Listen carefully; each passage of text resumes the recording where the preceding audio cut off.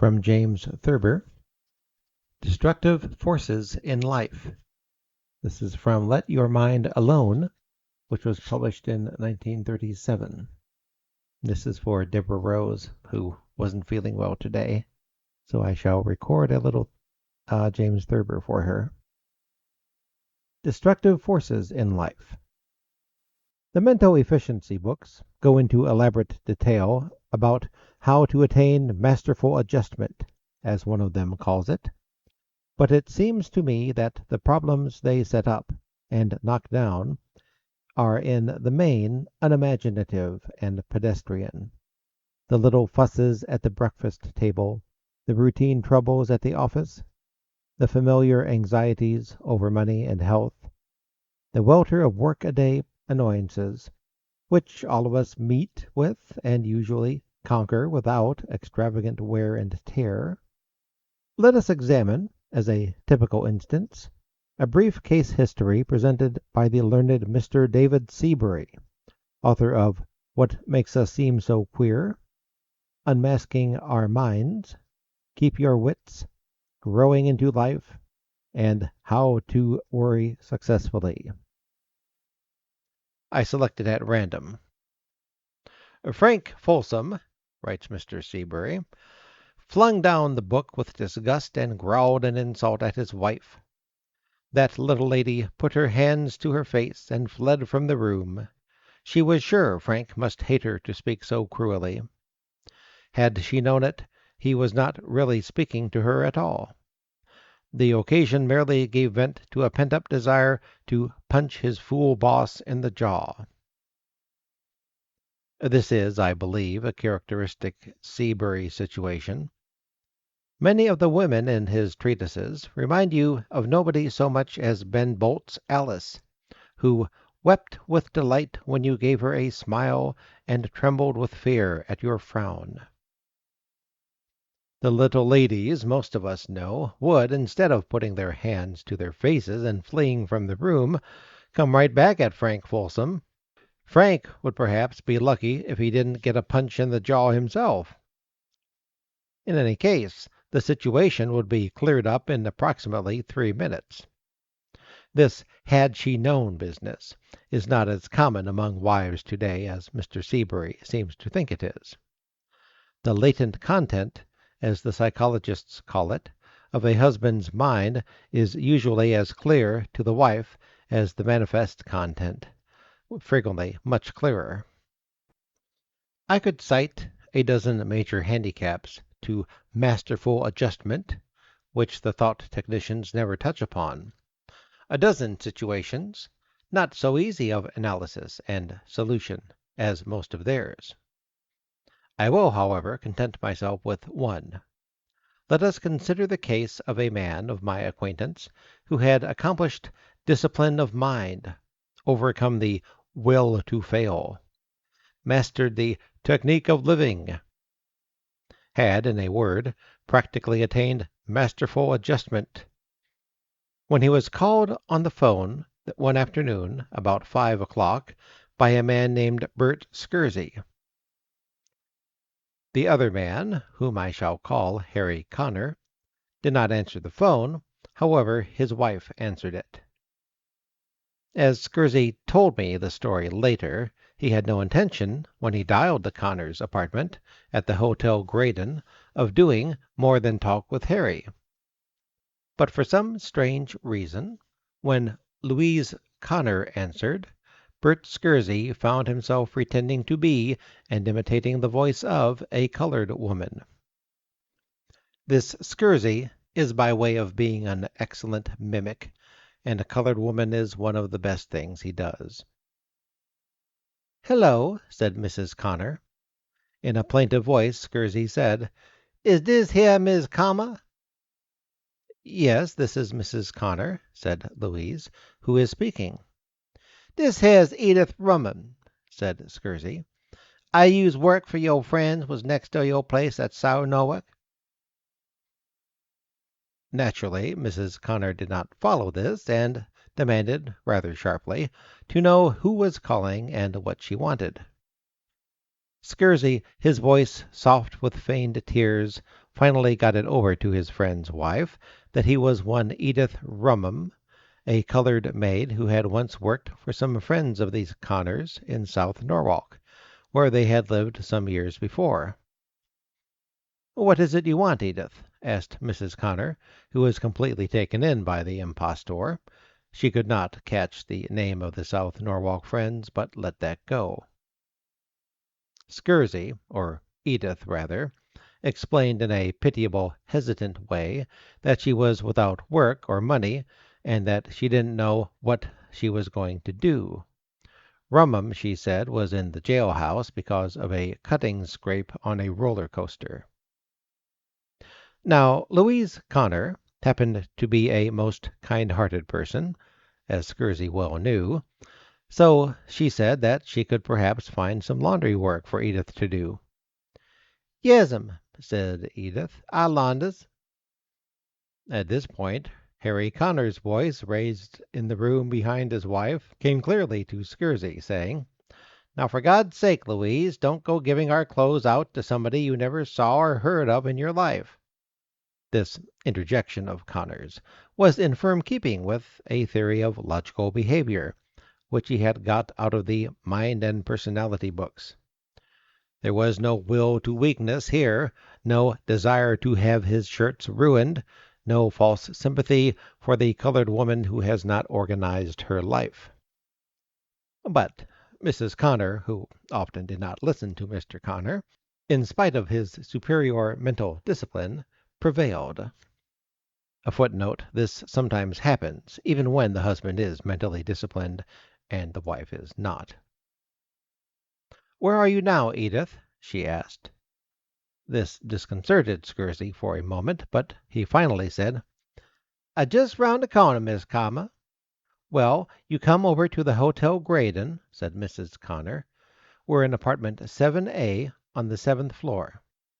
"Yes'm," said Edith. Mrs. Connor hung up, and so did Scursy. He was now, he realized, in something of a predicament. Since he did not possess a streamlined mind, as Dr. Mersel has called it, and had definitely a will to confuse, he did not perceive that his little joke had gone far enough. He wanted to go on with it, which is a characteristic of wool-gatherers, pranksters, wags, wish-fulfillers, and escapists generally. He enjoyed fantasy as much as reality, probably even more, which is a sure symptom of a regression, digression, and analogical redisintegration. What he finally did, therefore, was to call back the Connors and get Mrs. Connor on the phone again. "Geez, Miss Connor," he said, with a hint of panic in his voice, "I can't find your apartment." "Where are you, Edith?" she asked. "Lord, I don't know," said Edith. "I's on some flo' in the Hotel Graydon." "Well, listen, Edith, you took the elevator, didn't you?" "That's what I took," said Edith uncertainly. "Well, you go back to the elevator and tell the boy you want off at the 7th floor. I'll meet you at the elevator." "Yes'm," said Edith, with even more uncertainty. At this point, Connor's loud voice, speaking to his wife, was again heard by Scursy. "Where in the hell is she calling from?" demanded Connor, who had developed logical reasoning. "She must have wandered into somebody else's apartment if she is calling you from this building, for God's sake." Whereupon, having no desire to explain where Edith was calling from, Scursy hung up. After an instant of thought, or rather disintegrated phantasmagoria, Scursy rang the Connors again. He wanted to prevent Louise from going out to the elevator and checking up with the operator. This time, as Scursy had hoped, Harry Connor answered, having told his wife that he would handle this situation. "Hello!" shouted Connor irritably. "Who is this?"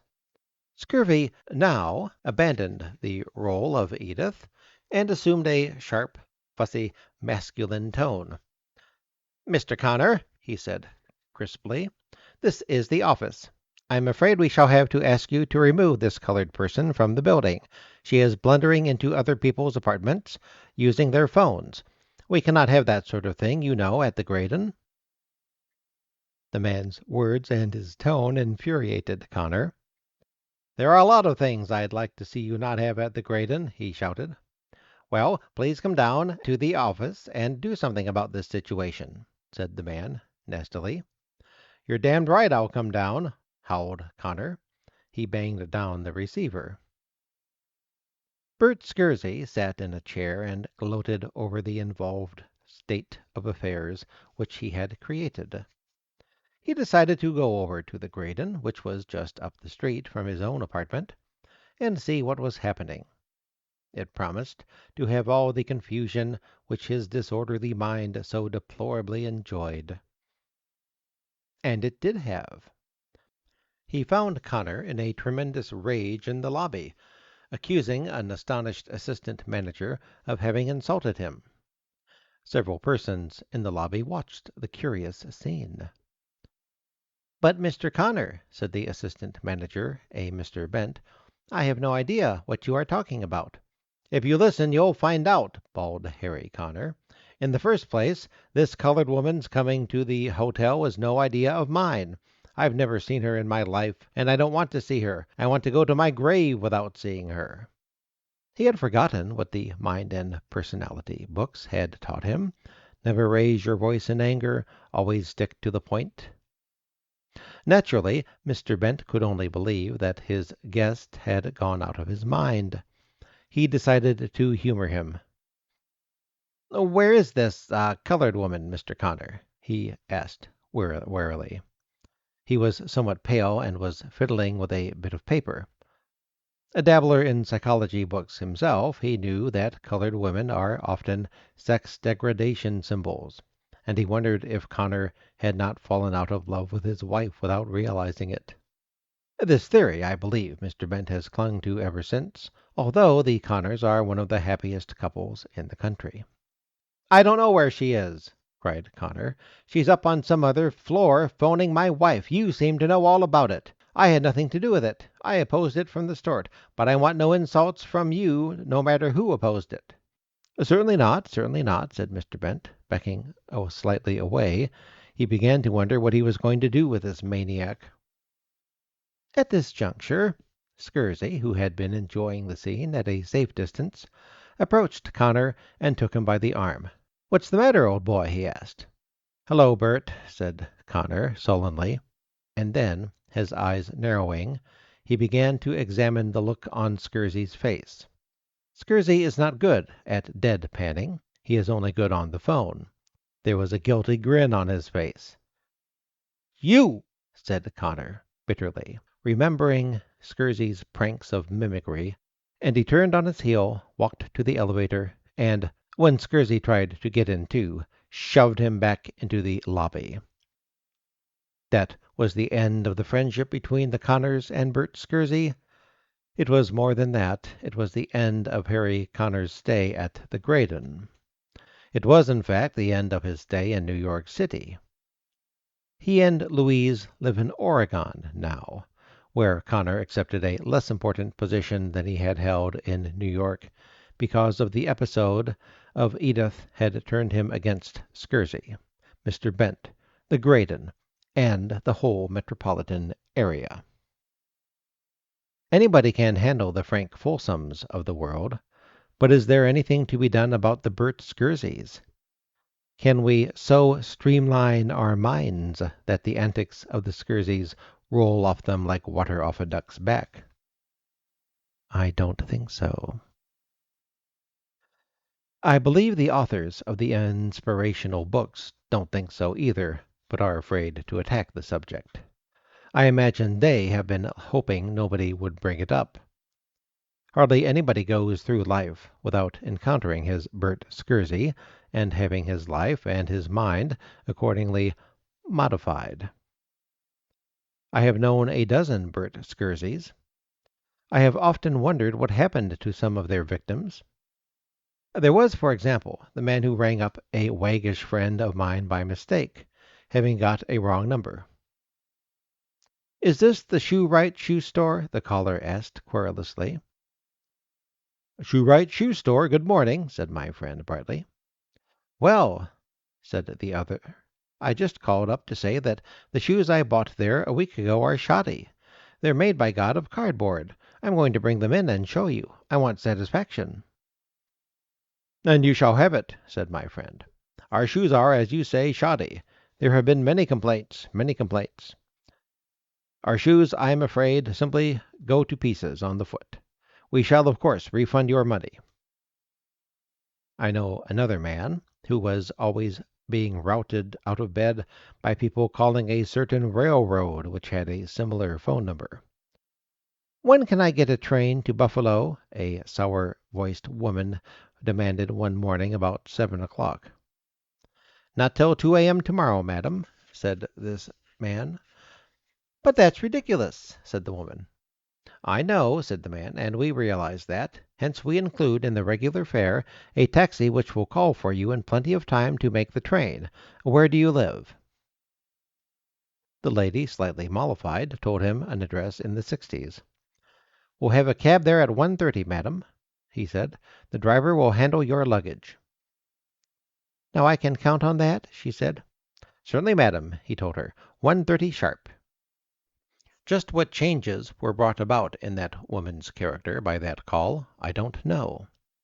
But the thing might have altered the color and direction of her life, the pattern of her mind, the whole fabric of her nature.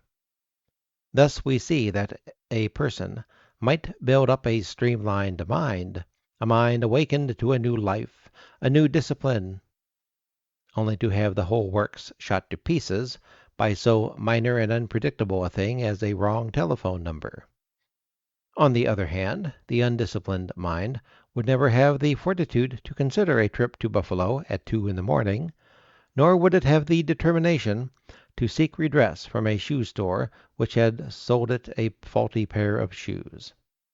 Hence, the undisciplined mind runs far less chance of having its purpose thwarted, its plans distorted, its whole scheme and system wrenched out of line.